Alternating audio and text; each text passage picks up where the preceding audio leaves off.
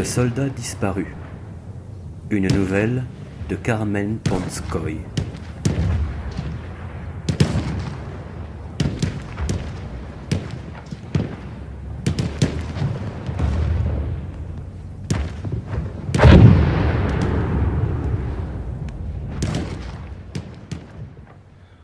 L'endroit où se déroulait la première bataille à laquelle Thomas Lefèvre était forcé de combattre se trouvait près de la rivière de la Somme.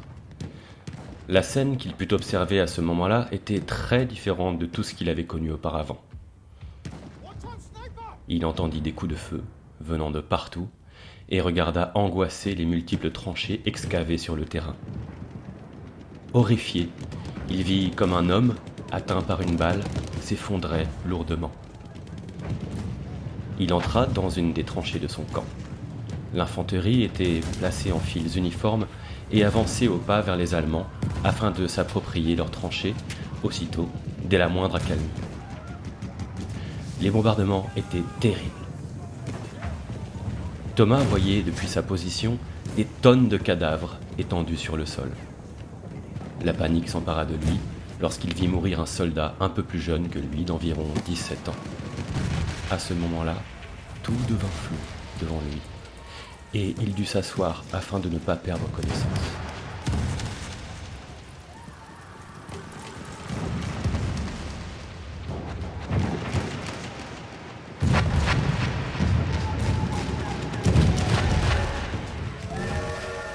Thomas Lefèvre se rappela le chagrin qu'avaient eu sa mère, ses 2 sœurs et lui-même 2 semaines auparavant en apprenant qu'il devait partir à la guerre. Il avait quitté la maison la veille, le 30 juin 1916, et avait pris le train vers un village tout près de la rivière de la Somme. Le voyage n'avait duré que quelques heures, mais Thomas l'avait trouvé terriblement long.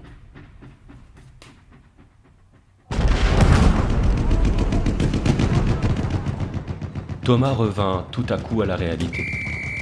Il regarda comment avançait petit à petit l'infanterie française et se demandait comment réagiraient les Allemands. 2 réponses étaient possibles. Ils pouvaient soit contre-attaquer, soit fuir.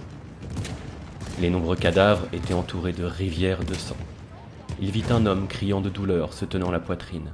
Face à ces horreurs, Thomas se sentait confus, tourmenté, impuissant. Des centaines de gens étaient en train de mourir, et il ne pouvait rien faire d'autre que les regarder depuis sa tranchée. Il jeta un coup d'œil terrifié autour de lui, et constata que tous les autres soldats semblaient aussi bouleversés que lui. Extrait du Soldat disparu, une histoire de la bataille de la Somme, par Jacques Lefèvre.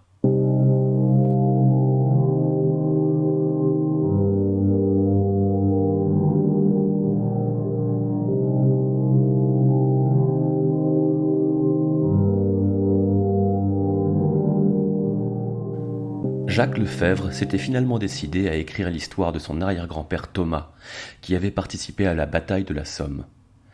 Cela faisait très longtemps qu'il avait voulu le faire. Son arrière-grand-père était une vraie légende dans la famille.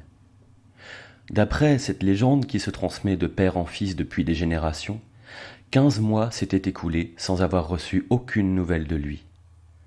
Cependant, le 30 septembre 1917, Thomas rentra à la maison. Lorsqu'il arriva chez lui, sa mère était occupée à nourrir les poules dans le poulailler. Aussitôt qu'elle aperçut son fils, elle courut le serrer dans ses bras et se mit à pleurer de joie. « Thomas, chéri, grâce à Dieu, enfin, tu es revenu. Mathilde, Julie, venez par ici. Il est revenu, » s'écria la mère. 2 jeunes femmes d'environ 20 ans accoururent dans le poulailler. « On a cru que tu ne reviendrais jamais. Tu ne t'imagines pas à quel point tu nous as manqué, bon sang !» s'exclama une des 2 sœurs. Thomas les serra dans ses bras, mais ne dit rien. La mère demanda alors « Thomas, comment vas-tu ?» Le soldat regarda autour de lui et remarqua, d'un air rêveur, « Beaucoup de pommes ont poussé cette saison, n'est-ce pas ?» Pardon ? La mère était surprise. « Je disais qu'il y a beaucoup de pommes cette saison. On ferait mieux de les cueillir maintenant qu'elles sont bien mûres, » répéta Thomas. « Chéri, est-ce que tu te sens bien? La mère commençait vraiment à être inquiète. À quoi il répondit: Oui, oui, je crois que je ne me suis jamais senti aussi bien. Et il se mit à chantonner. On raconte que suite à cet épisode, Thomas ne fut plus jamais le même. Il ne disait presque rien, et quand il parlait, il racontait des choses totalement insensées. Les seules occasions où il revenait à lui, c'était quand il parlait de la guerre. Alors il racontait toutes les horreurs qu'il avait vécues, sans oublier un seul détail. Dans les 20 ans qui suivirent, rien ne changea.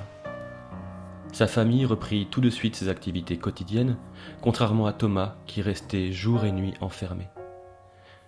10 ans plus tard, il ne parlait plus du tout, sauf dans son sommeil. Il avait aussi arrêté de manger. Cependant, le 14 octobre 1937, il décida d'aller chasser dans les bois. On raconte qu'il sortit de chez lui vers 6 heures du matin. Une de ses sœurs le vit partir et supposa qu'il reviendrait quelques heures plus tard. Mais il ne revint jamais, et personne ne sut ce qui lui était arrivé. On ne savait pas s'il était mort ce jour-là, ou s'il avait survécu plusieurs jours, plusieurs mois, voire plusieurs années. Depuis ce jour-là, l'histoire de Thomas fut transmise de génération en génération, jusqu'à arriver à Jacques. Jacques voulait en savoir plus à propos de la bataille de la Somme. Il décida donc d'aller regarder dans les archives de la guerre. Soudain, un nom le fit sursauter. À la page « Décès du premier jour de la bataille de la Somme », il put lire très clairement « Thomas Lefèvre, 31 juillet 1897, 1er juillet 1916 ».